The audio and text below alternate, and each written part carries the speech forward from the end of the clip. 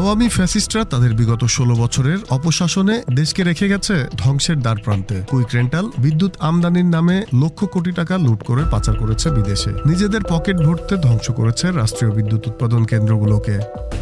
অন্তর্বর্তী সরকার ক্ষমতা গ্রহণের পর বিদ্যুৎ খাতে স্থিতিশীলতা ফেরাতে চেষ্টা করে যাচ্ছে। তবে আওয়ামী লুটেরারা এ খাতকে যেভাবে ধ্বংস করেছে তাতে বিদ্যুৎ ব্যবস্থা স্বাভাবিক রাখতে বেগ পেতে হচ্ছে বর্তমান সরকারকে।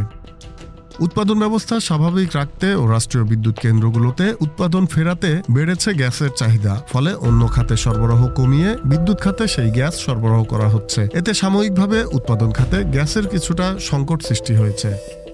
কিন্তু বিদ্যুৎ খাতে সংকট সৃষ্টিকারী লুটেরা আওয়ামী দোসররা নিজেদের দায় অন্তর্বর্তী সরকারের ঘাড়ে চাপাতে এ বিষয়টি নিয়ে মিথ্যাচার করছে সামাজিক যোগাযোগ মাধ্যমে। বর্তমান সরকার দেশের মানুষকে গ্যাস বিদ্যুৎ দিতে ব্যর্থ হচ্ছে বলে অপপ্রচার করছে আওয়ামী লীগ ও তাদের দোসররা।